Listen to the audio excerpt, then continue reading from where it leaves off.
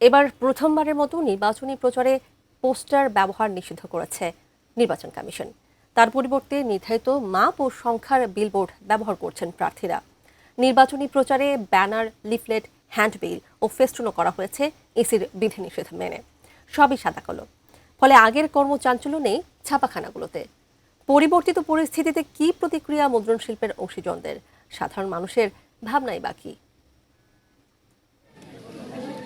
Poster নিষিদ্ধ। এবার নির্বাচনী প্রচার প্রচারণার রং অনেকটাই ভিন্ন। নেই রঙিন পোস্টার, নেই দেয়াল জুড়ে প্রার্থীদের ছবি। লিফলেট, হ্যান্ডবিল নিয়ে ভোটারদের দ্বারে দ্বারে যেতে হচ্ছে প্রার্থী ও প্রচার কাজে নিয়োজিত কর্মীদের। ফলে ভোটারদের সঙ্গে সরাসরি যোগাযোগ বাড়ছে প্রার্থীর। সচেতন মহল মনে করছেন এটি রাজনীতিকে আরো জনমুখী করে তুলছে। এবার এসে আমাদের সাথে হ্যান্ডশেক করতেছে বা আমাদেরকে মধ্যে ভালো লাগতেছে। এই জায়গা থেকে অবশ্যই আমি বিষয়টাকে পজিটিভ হিসেবে নিচ্ছি। তবে বেশ প্রভাব পড়েছে মুদ্রণ শিল্পে। নির্বাচনের মৌসুমে যেখানে রাত দিন ব্যস্ততা দেখা যেত ছাপাখানাগুলোতে, এবার তা চোখে পড়ছে না।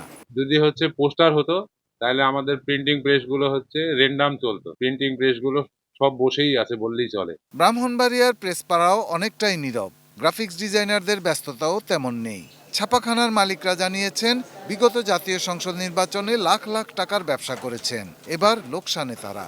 অন্যদিকে নির্বাচনী প্রচার কাজে জড়িতরা বলছেন এবার পোস্টার না থাকার কারণে পরিশ্রম বেড়েছে তাদের।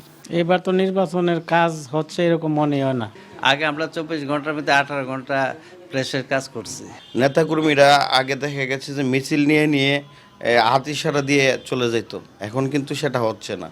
এখন লিফলেট নিয়ে সাধারণ ভোটারদের পাশে যাইতে হচ্ছে, তাদের সাথে কথা বলতে হচ্ছে, তাদেরকে বোঝাতে হইতেছে। নির্বাচন কমিশনের এই সিদ্ধান্তকে সাধুবাদ জানিয়েছেন ময়মনসিংহের ভোটাররা।